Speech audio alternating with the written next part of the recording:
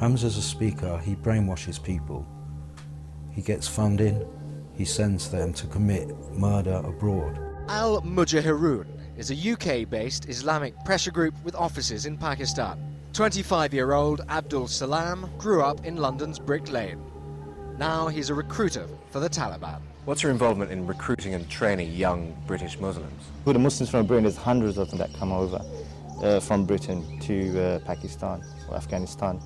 And what we do is we supply them with weapons, clothing, we feed them, we shelter them. Yeah, I'm British born, British bred. Are you willing to kill British soldiers? I'm willing to kill British soldiers simply because of the fact that they're engaging in a war that is against my brethren. The links from the UK go abroad and back. This is what makes it a global problem. If you take the London bombings, the bombers were from Britain. They were from the city of Leeds, a 2-hour drive north of London. British Muslims, but British. I and thousands like me have forsaken everything for what we believe.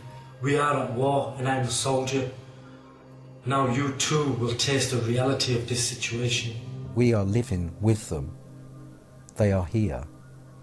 They're not outside our borders, they are here. So when you ask, is radical Islam a threat to Europe? Of course it is, because you find this large and growing minority population that is growing more and more radical and rejects more and more blatantly, overtly, and stridently the societies in which they operate. They are using our laws against us. They are using our democracy against us. And they know it. They know exactly what they're doing. When you think just from a military perspective, forgetting everything else, the September 11th hijackers trained for their mission to attack the United States inside the United States of America. That is something unbelievable. Here, these 19 Arab Islamic fundamentalists come to the United States, dress like Americans, get American driver's license, register in American flight schools, and in American flight schools, they learn how to destroy the World Trade Center with American jetliners. That is an unbelievable thing. That means that you don't need necessarily to have geographical territory at your disposal, because you can use the geography, use the territory of your enemies in order to destroy your enemies. That is the most postmodern type of warfare we've ever seen. I think the world, despite the number of attacks on various countries, is still in denial. They don't want to believe that someone has declared war on them.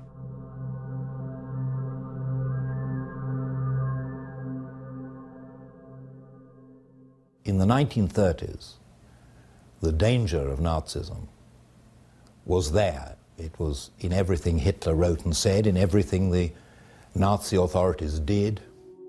Dann wird das Ergebnis nicht die Bolschewisierung der Erde und damit der Sieg des Judentums sein, sondern die Vernichtung der jüdischen Rasse in Europa. In the corruption of a whole generation of German youth through the propaganda of Nazism in schools. But people thought, well, this is a German problem, it's a limited problem. We have our own problems, we have our unemployment. And I think the same is true today. They don't connect the dots. They don't connect the acts together. They don't see that Islamic fundamentalism is a global network and a global problem. There is no terrorist threat. There is no terrorist threat. Yes, there have been horrific acts of terrorism, and yes, there will be acts of terrorism again. But that does not mean that there's some massive terrorist threat.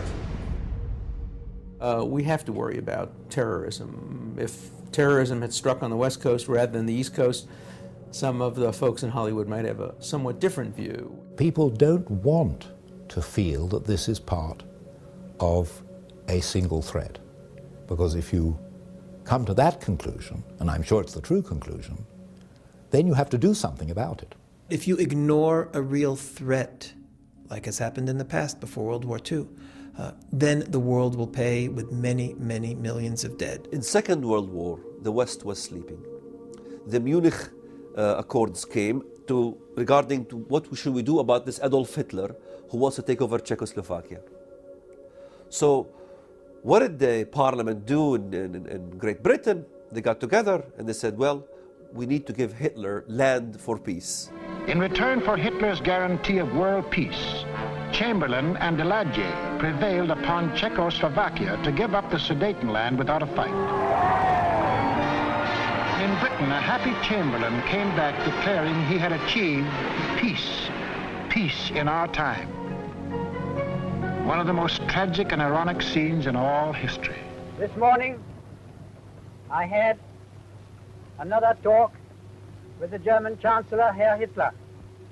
And here is the paper which bears his name upon it as well as mine. Chamberlain believed that they could do a deal with Hitler, that Britain and Germany had a special affinity. We regard the agreement signed last night and the Anglo-German naval agreement as symbolic of the desire of our two peoples never to go to war with one another again. Winston Churchill had warned his country and his government that they were pursuing a disastrous course with regard to appeasing Germany.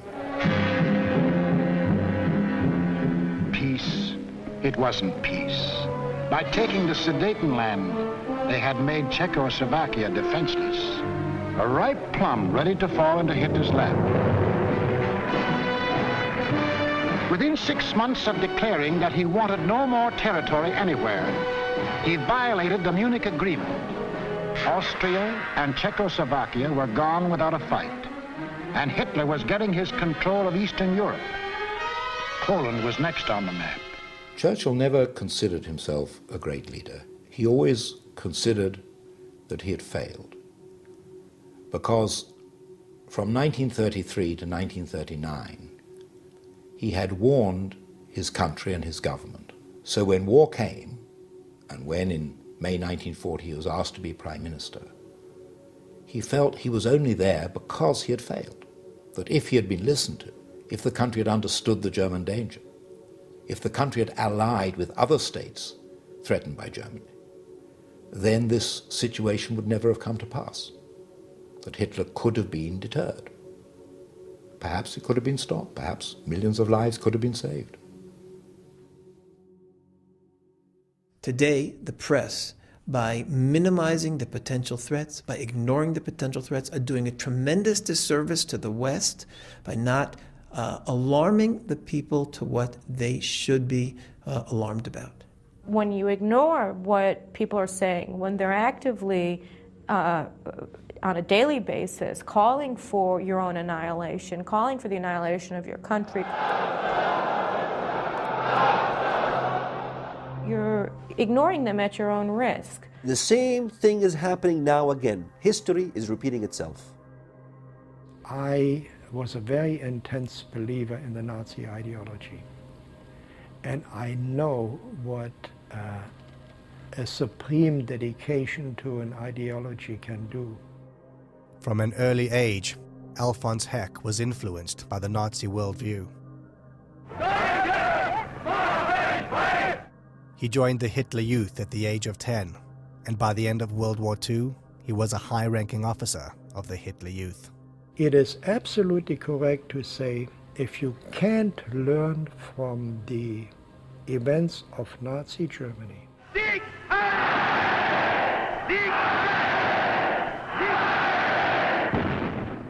you will not be able to grasp the true intent of the danger of the radical Muslim world today. You're simply hiding.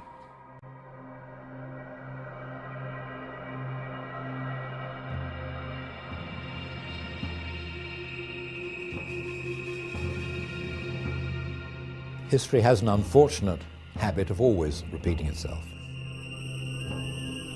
Hamza's a speaker, he brainwashes people.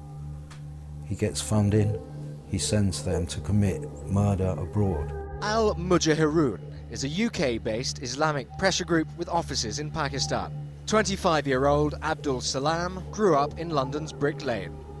Now he's a recruiter for the Taliban. What's your involvement in recruiting and training young British Muslims? For the Muslims from Britain, there's hundreds of them that come over from Britain.